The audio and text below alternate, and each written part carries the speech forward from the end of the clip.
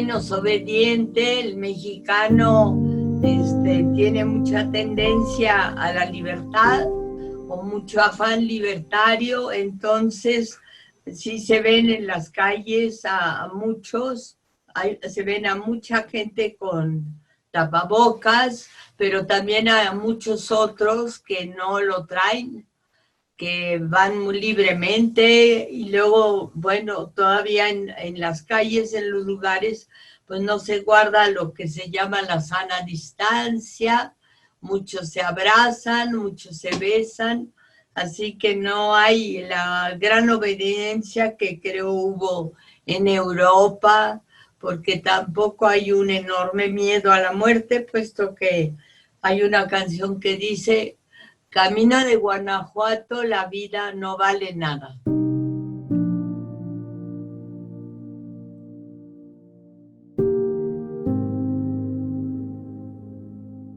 Bueno, la cultura es obviamente importantísima, empezando por lo que en México pues nos distingue muchísimo, que son los restos arqueológicos, así como en Egipto, pues nosotros tenemos a Teotihuacán, que son las pirámides, tenemos maravillas en Yucatán, entonces tenemos un acervo extraordinario que visitaban los turistas y que ahora esperamos que lo vuelvan a visitar porque es una fuente de ingresos para el país.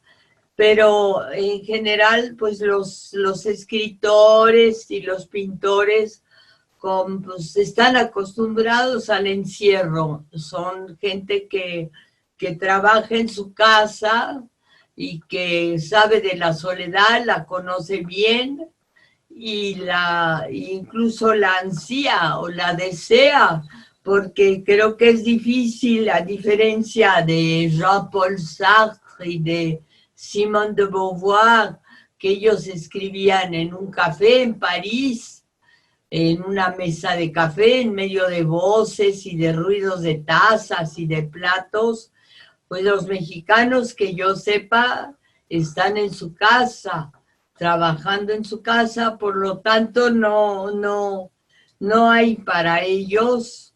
Los pintores también tienen sus caballetes y sus pinturas, sus grabados también los hacen en casa. Entonces es un trabajo solitario y por lo tanto no sé si extrañen la multitud o salir, puesto que todo lo tienen en torno suyo.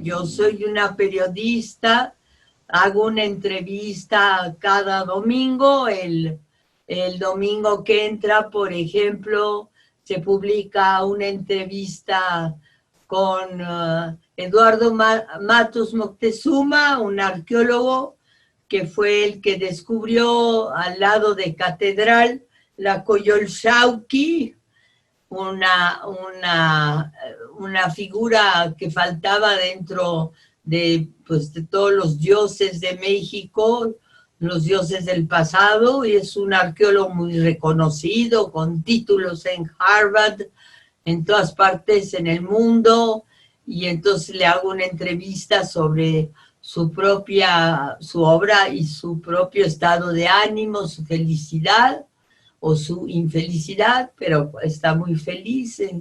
Entonces, pues no, mi trabajo no ha sufrido para nada, porque si me pongo eso, el tapabocas, incluso se puede oír la voz a través del tapabocas y puede uno hasta perder la cara y puede uno hasta preguntar cualquier cosa, hasta lo que el diablo te dicta.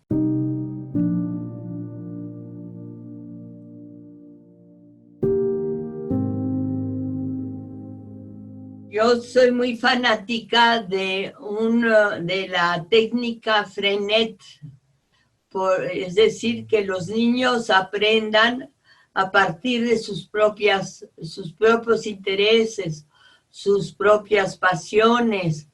En México hubo un ensayo de este tipo en Veracruz.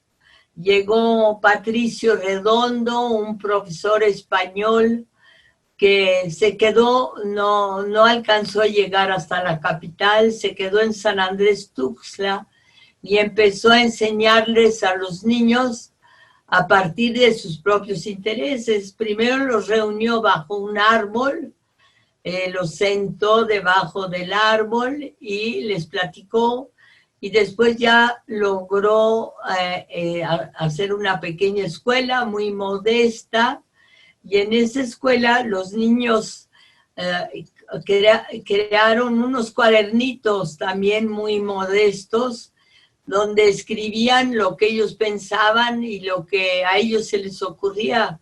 Por ejemplo, un niño, a propósito de una enfermedad de su mamá, escribió, mi mamá se enfermó, vino la ambulancia por ella, se la llevaron al hospital y allá se quedó como 1000 años o 1000 días. Creo que fueron 1000 años. Y ahí se ve pues toda la tristeza, toda la preocupación de ese niño por su madre ausente, ¿no? Entonces a partir de allí ya saltaban a la historia, a la biología, al civismo. Yo soy muy de creer en la palabra patria, en lo que es la patria, al mar, al agua, a lo que la lluvia, la selva, que ahí es muy tropical, es bellísimo, se dan unos frutos extraordinarios como los que enloquecen a los europeos, que es el aguacate, la boca, que cuesta un ojo de la cara en París o en un restaurante. Entonces todo eso pues pues fue muy aleccionador, y es algo que yo pude vivir y que conservo aquí en el corazón.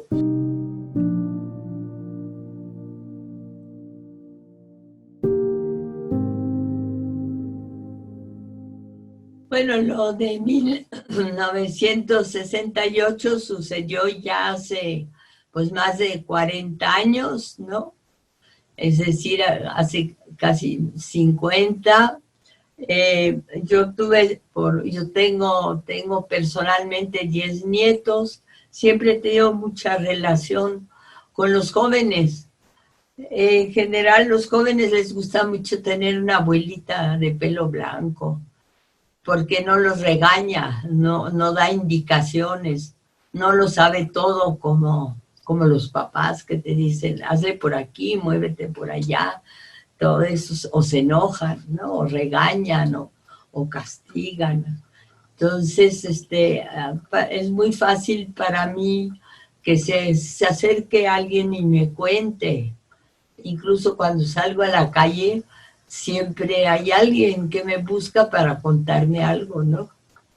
Entonces soy un reservatorio, soy recepcionista de muchísimas historias, de muchísimas tristezas y de muchas alegrías.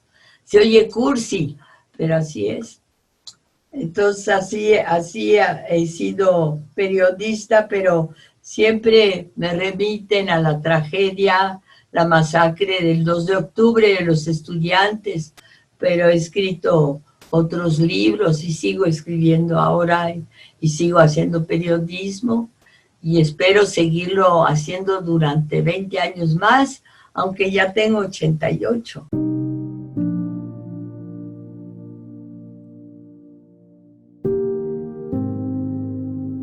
México es un país que está entre montañas, como usted lo sabe. Tenemos dos grandes vigilantes, dos grandes viejos. Bueno, se dice que una es mujer. Tenemos el Popocatépetl, que está como sentado o hincado a los pies de la Iztaccíhuatl, la mujer dormida. Y tapan, tenemos otra montaña, el Ajusco, y convierten a la Ciudad de México, enorme, una de las ciudades más grandes del mundo, en medio de esos volcanes. Entonces es difícil, el viento en general entra, pero no tenemos grandes vientos en el cielo para limpiar el aire. Entonces eso es uno de los problemas que tenemos, la contaminación.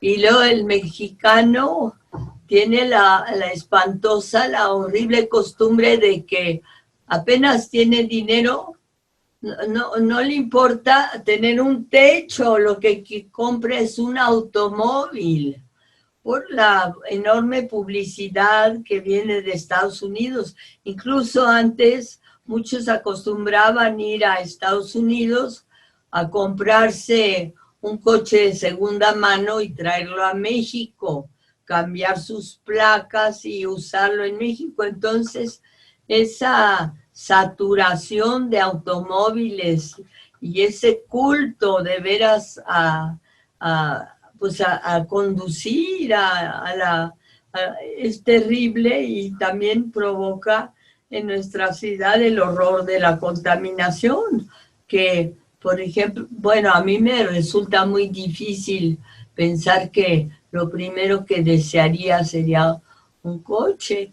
Yo, la verdad, lo primero que desearía sería un burrito, un burro, porque cuando yo llegué a México a los 10 años, contábamos los burros que veíamos desde el automóvil, obviamente, en la calle.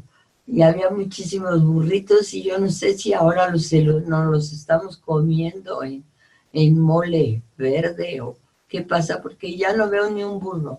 O a lo mejor nosotros somos los burros.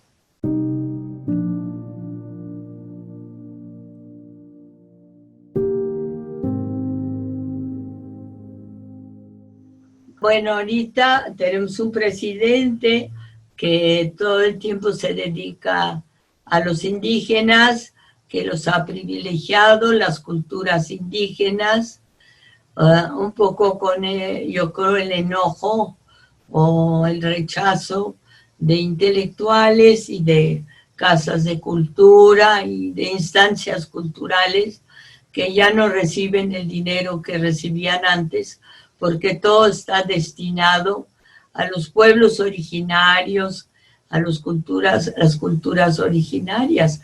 Y yo creo que eso también es importante. Creo que